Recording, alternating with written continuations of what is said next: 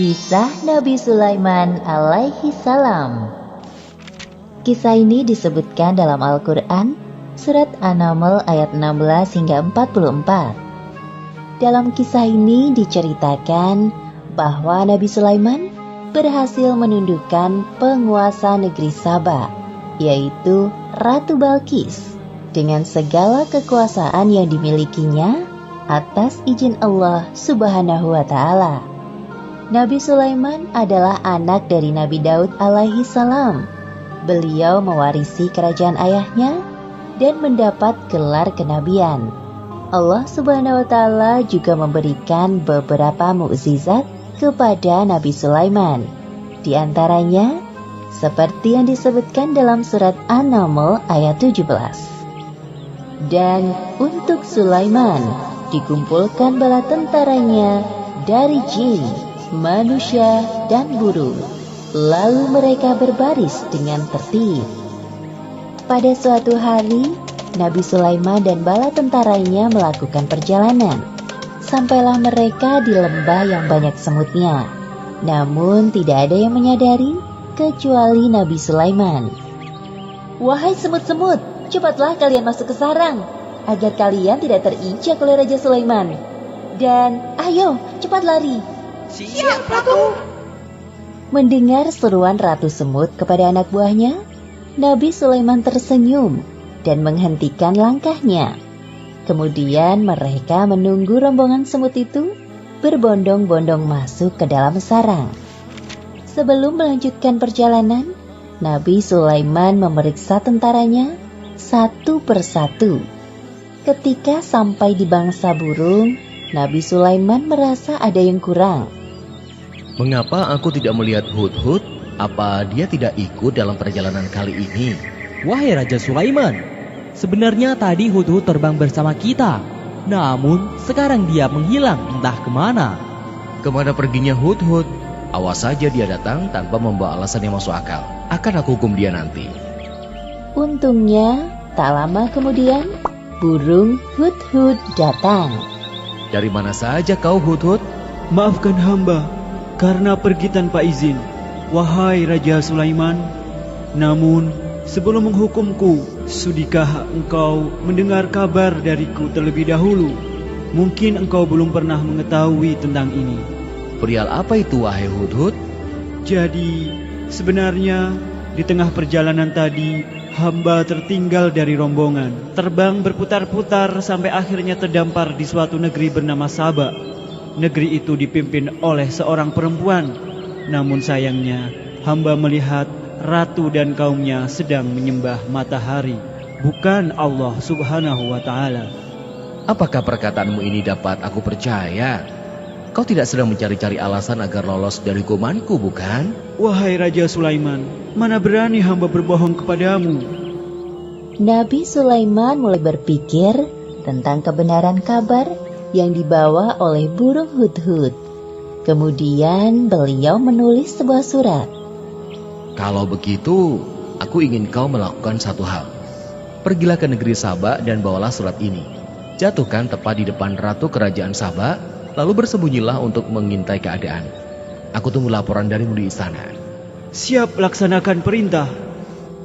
Terbanglah burung Hudhud ke negeri Saba dengan membawa surat Nabi Sulaiman.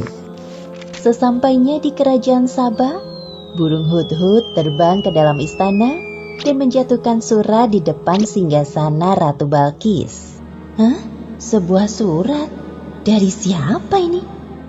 Sebelum pergi, burung Hudhud memberi hormat kepada Ratu. Ratu Balqis tercengang melihat seekor burung yang sopan seperti Hudhud. Sepertinya surat yang dibawa burung itu dari orang yang hebat. Apa ya isinya? Ratu Balqis penasaran dan langsung membaca isinya. Ternyata surat tersebut dari Raja Sulaiman. "Dengan menyebut nama Allah yang Maha Pengasih lagi Maha Penyayang, aku Sulaiman, utusan Allah. Aku mendengar bahwa ratu dan rakyat negeri Saba menyembah matahari. Sebagai utusan atau nabi Allah, aku ditugaskan untuk mengajak kalian menyembah Allah.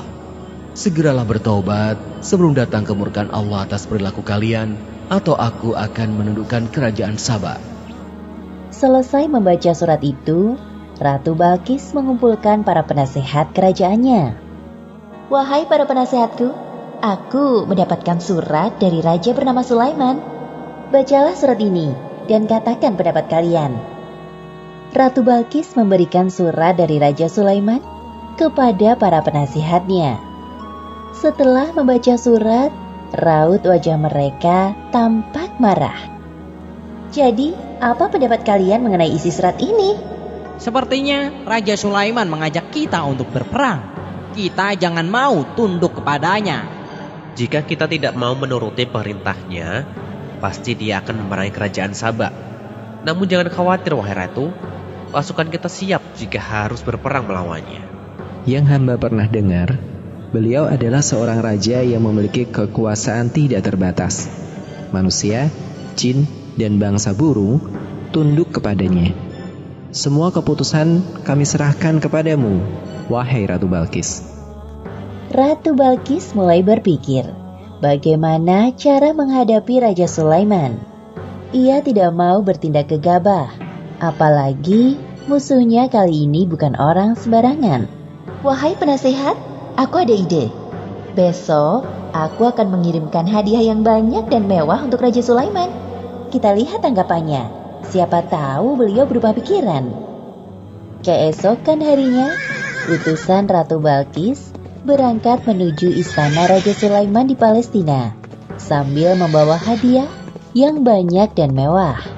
Sesampainya para utusan Ratu Balkis di hadapan Raja Sulaiman, Aku tidak perlu semua hadiah-hadiah ini. Apa yang Allah SWT berikan kepadaku lebih dari semua ini. Pulanglah kalian, katakan kepada Ratu Balkis, apabila dia dan rakyat Sabak tidak mau menyembah Allah, maka aku dan bala tentaraku akan menghancurkan kalian. Baik, wahai Raja Sulaiman, akan kami sampaikan pesanmu kepada ratu kami. kedua utusan itu pulang ke negerinya dengan perasaan sedih dan takut. Mereka segera melaporkan apa yang terjadi dan pesan dari Raja Sulaiman. Kemudian, Ratu Balkis mencari cara lain untuk menghadapi Raja Sulaiman. Jika nekat berperang, jelas pasukannya akan kalah telak. Wahai para penasehatku, siapkan pengawal untukku. Aku harus turun tangan langsung kali ini untuk menemui Raja Sulaiman. Siap, wahai Ratu. Tak jauh dari istana, tampak burung hut-hut mendengar percakapan mereka. Ia segera terbang ke Palestina untuk melaporkan apa yang didengarnya kepada Raja Sulaiman.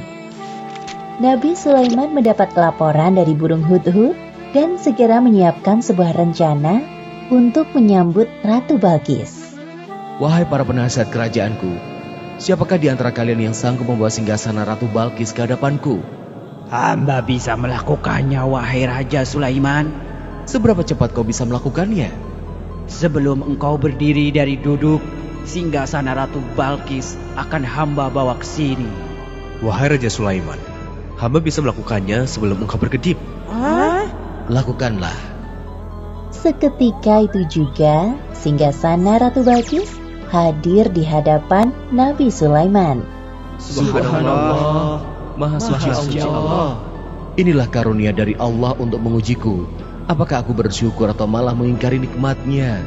Seperti yang disebutkan dalam Al-Quran, surat An-Naml ayat 40. Barang siapa yang bersyukur, maka sesungguhnya dia bersyukur untuk kebaikan dirinya sendiri. Dan barang siapa ingkar, maka sesungguhnya Tuhanku Maha Kaya, Maha Mulia. Ubahlah sedikit bagian dari singgasana ini. Kita akan lihat apakah Ratu Balkis masih mengenalinya atau tidak. Satu lagi, ubahlah lantai istana ini berlapis kaca yang terdapat ikan-ikan di bawahnya. Akan kami laksanakan, wahai Raja Sulaiman. Rombongan Ratu Balkis sudah tiba. Nabi Sulaiman menyambut Ratu Balkis dan rombongannya di depan pintu istana. Kemudian diperlihatkan kepadanya sebuah singgasana. Selamat datang di istanaku, wahai Ratu Balkis. Silakan duduk terlebih dahulu. Ratu Balkis duduk di singgasana. Lalu, ia pun merasa ada yang aneh. Seperti inikah singgasanamu? Iya, ini sungguh persis dengan yang aku miliki. Tapi tidak mungkin. Tadi sebelum pergi, aku melihat singgasanaku masih ada pada tempatnya.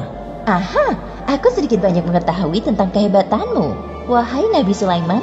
Masuklah ke dalam istanaku, wahai ratu. Ratu Balkis tak henti-hentinya mengagumi keindahan istana Raja Sulaiman.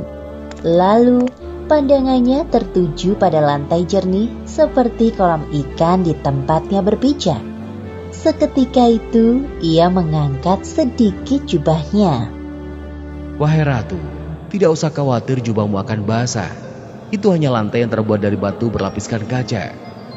Benar juga. Wah, semuanya ini sungguh indah sekali. Ratu Balkis benar-benar terpesona dengan keindahan dan kekuasaan yang dimiliki oleh Raja Sulaiman. Dalam hatinya ia merasa tidak ada apa-apanya dibandingkan Raja Sulaiman.